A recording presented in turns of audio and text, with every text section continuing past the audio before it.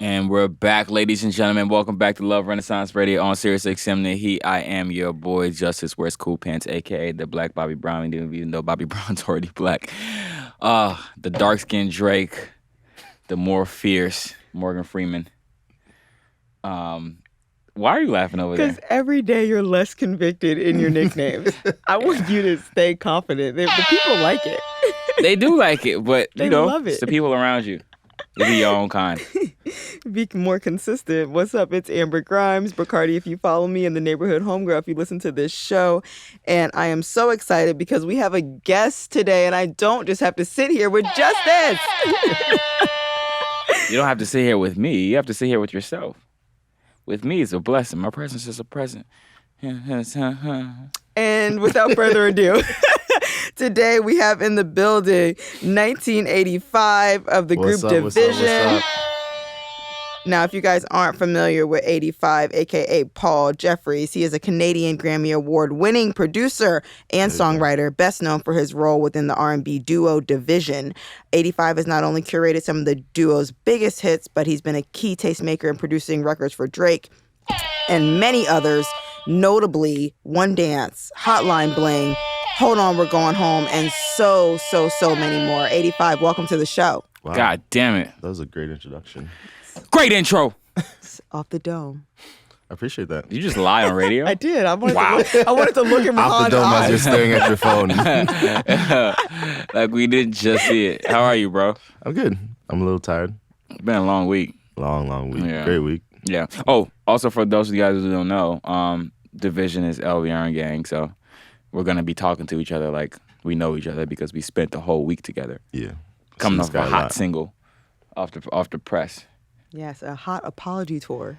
How was that? We don't apologize yet. Apology tour is crazy. I think we're still working how through has it. explaining yourself for If I Get Caught been this week? It's been an experience because I think people are still a little bit hesitant to really dive into the topic. Mm-hmm. So when you go to certain radio stations, some of the people interviewing you have been caught cheating before. Some of the people interviewing you are a little bit scarred from being cheated on. So it always ends up being way more personal than I think even they expect.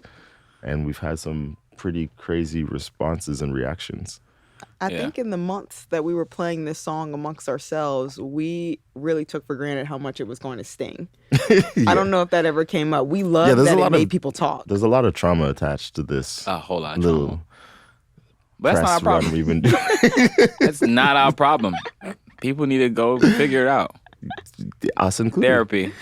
Is that the biggest risk that you feel like you've taken in your music career, this song? Ooh, that's a great question. Biggest risk? No, I feel like deciding to do music full time was a bigger risk because I had nothing to fall back on. No, Paul. Like that was like a professional answer. Come on. What's the biggest risk once you're in the game? What's your biggest risk? Artistically. Yeah. It's hard to say because everything I do is unconventional. I feel like my whole career is unconventional. So I just look at these as like... That's what you call my bars, ladies and gentlemen. And I don't feel like any of this is... Like, this isn't any more risky to me than being like, oh, let me try to sample some house song and send it to Drake and see if he likes it, you know? I think especially early on in my career, I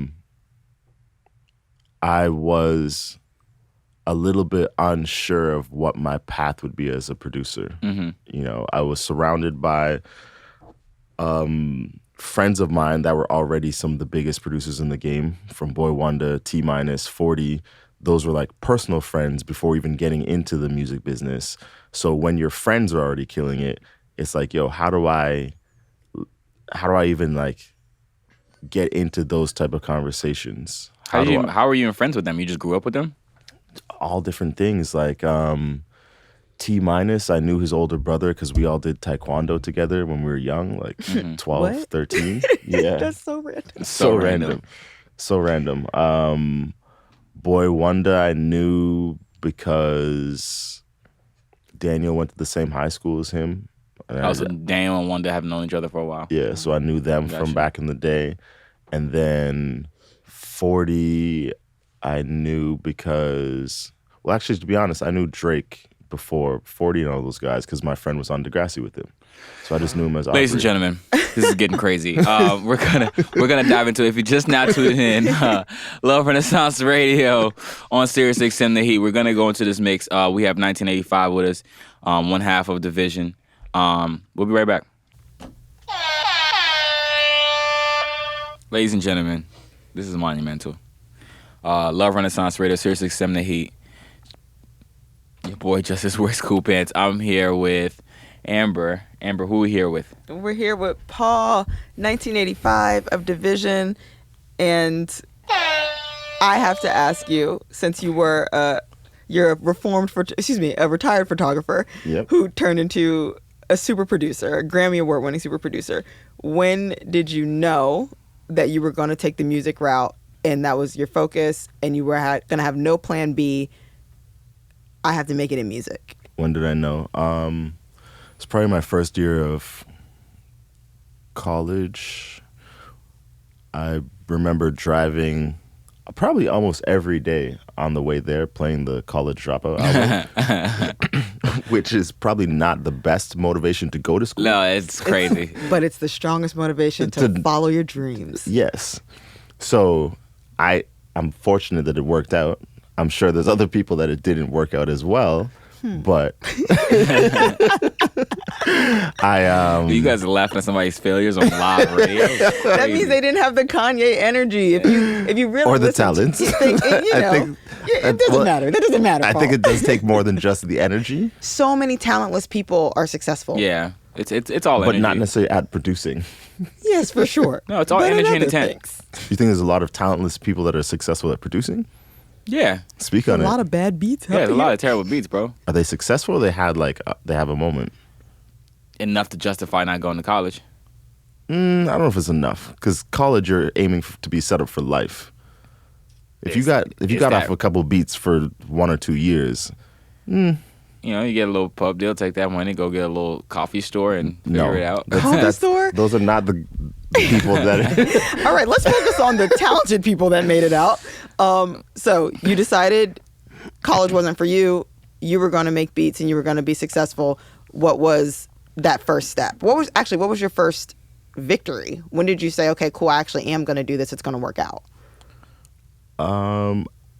That and the victory were not the same. Okay. Because I decided I was actually going to do it, but the victories didn't come for years. Right. Because there's a lot of time that goes into those 10,000 hours that they talk about to really become a master of your craft. Mm-hmm.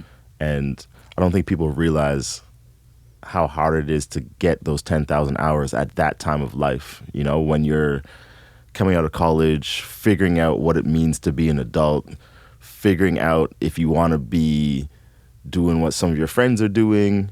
And especially coming from Toronto, it wasn't like we had a blueprint to see there's, a definite path to success or even the thought of success as a producer in urban music. Mm-hmm. It was just kind of like we're out here on a whim just thinking we're going to make it. I remember telling everybody, family included, I'm going to be a producer. And they're like, a what? A what? That sounds crazy. A producer? A producer. What job is that? What does that even mean? And I'm like, I want to make music for people. And they're like, okay, but what do you want to do? I'm like, no, I want to make music for people. They're like, you can get money from that? No way. Like, people just couldn't comprehend it. Yeah, what are you going to put on, the TSA reason for entry? Yeah, people just couldn't. What's your talent? What's your job? You are a producer? Entertainer? Now that you are a successful producer, I have a question. Mm-hmm. Does your family understand what you do? Understand? Some understand. Some just know I do something in music. And you're doing well? And I'm doing very well for myself. Okay. They know I've traveled, I meet people, I'm connected to certain things, but I don't know if everybody, the average person, I don't think really understands the music business. As much as we see these Twitter hot topics and everybody talking about their opinion of the music business. Yeah, but those Twitter hot topics show that they don't understand the music business. They don't understand the music business. Yeah. a lot of people in the music business don't understand the music business. Yeah, you're right. So the people outside of the music business definitely don't understand the music business. You know, so from the outside looking in, I think people are just like, you just like hang out with your friends all day and then travel. You know, there's no influencer lifestyle. Yes. Literally. And the victory though, what was your first big break? My first big break came from the second single I ever had, which was a song called Hold On, We're Going Home. That was Drake's song featuring Majid Jordan. We've never heard it. How dare you explain that to us? How dare you explain whose song that is? Of course we know that song. No. Incredible song. That's a huge big break. That's a way to enter. It's a crazy way to enter. Yeah. And even at the time, the first time I heard that song in public, I had taken the bus to the DMV to fight a traffic ticket. I was standing at the bus stop and somebody pulled up in a convertible in front of me playing Hold On, We're Going Home. And I was like, I think I made it, but whatever this is right now, it don't feel I feel like very far from. It don't feel like I made This it. feels very far from success. Yeah. But, you know, that's the journey. And I think one thing people don't realize is when you have a hit or a big moment in music, you don't get paid immediately. Yeah. It can take 8 years to like a year and a half to see any money from it. So you're still just as broke as you were before that song came out. So I'm still at the bus fighting parking tickets, seeing other people playing the song, and I'm just like, you know, like, damn. Hope things really work out for me. You're making me miss my early 20s. Yes, public transportation. Love Renaissance Radio, SiriusXM The Heat. We are jumping into the talent show. I know it's everybody's favorite part of the show after this, and we are going to ask Paul way more questions because you are probably the most entertaining guest we've had in a long time. Paul, we appreciate you. Did you have any of the big moments before your next one? Like before your next Drake placement? Before my next Drake placement? Yeah. No, because they were Drake placements. My next big moments. Yeah, that's what I'm saying. Wow. So that was the next big moment that you have was another Drake placement. Yeah. The next big moment I had was, I think, 0 to 100. And then... You go 0 to 100 real quick. Yeah, damn. Truffle Butter. Yeah. Wow. Didn't know that. Yeah, Truffle Butter. You know. For Free. No, I think Hotline Bling and then For Free. Was he pushing you? All the songs that you're naming, I feel like were some of the like, Hold On, We're Going Home was obviously to me like a jarring Drake record. I'm like, oh, okay, cool. He's doing this Hotline Bling, obviously. Yeah. Were you pushing him with the beats that you were giving him, or was he pushing you like, hey, this is where I want to go. Come bring me this back? I think it was both. I think he very quickly recognized that I was doing the stuff that was different. You know, there's a lot of people that were very great in whether it's the trap space or like the more moodier R&B space, and then somehow I became the guy that was giving him these moments that he could have these like pop but cool songs, you know? Yeah. So I just became that guy, and we definitely had a few. And then at which point were you like, now I'm also going to make this guy sign me as an R&B group because I know what I'm doing is good? That was never the goal, to be honest. Wow. To this day, I've never told Drake I'm in an R&B group. He heard from other people. I never went to him. We were working on Views. I was living in LA with him, and that's at the same time that we were putting together the September 5th album, and 40 like pulls me aside one day and he's like, yo, Drake came back to me and he's like, what's this division, you know, this division group I keep hearing about? Like, all the girls I've been talking to have been putting me on this. Like, tell me more. So I never told him about division. You know, and the goal was never like, oh, let's get signed to OVO. It just worked out that we'd already been so close. And then when he brought it back to 40 used that moment to be like, those are our guys. Like, that's 85 and Daniel. And he's like, for real? You know, like, we're here working on Views and I didn't even know. So he was just kind of like, what's the plan? What's next? Like, where do we go with that?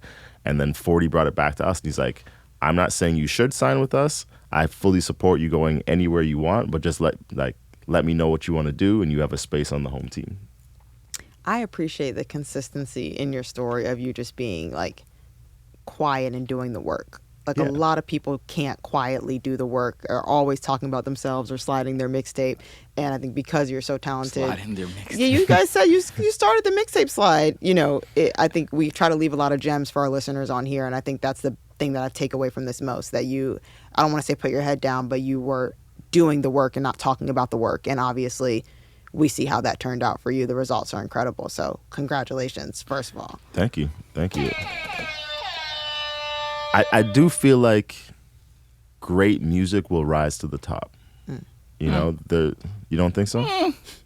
We don't have time for you to disagree. It's tough. All right, listen. All right. So, but before we do get out of here, though, like I guess for me, I'm a person who likes to speak things into existence.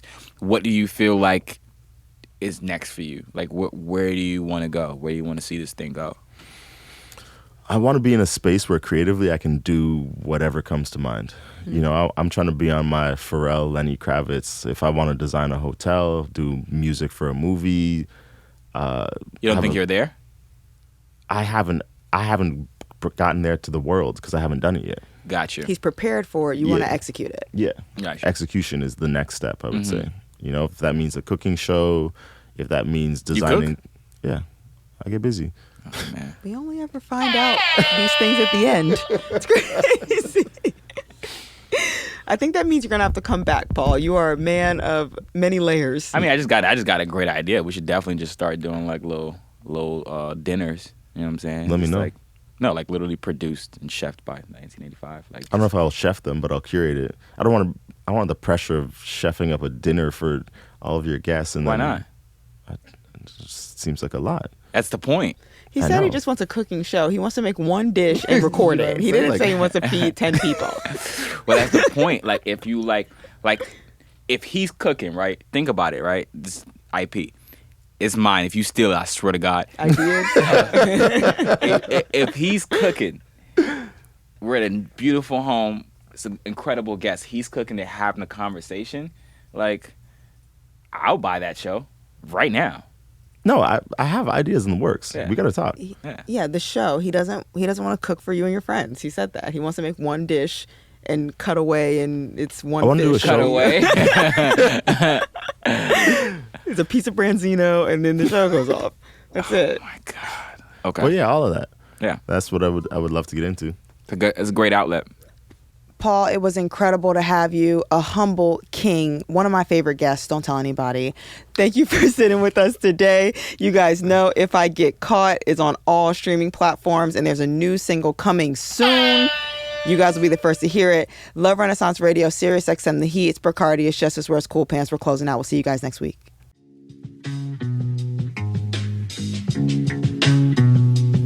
Love Renaissance Radio, SiriusXM The Heat. Black Bobby Brown, even though Bobby Brown's already black. I can only imagine what your girlfriend has to deal with moving in with you. Love Renaissance. Hell on earth.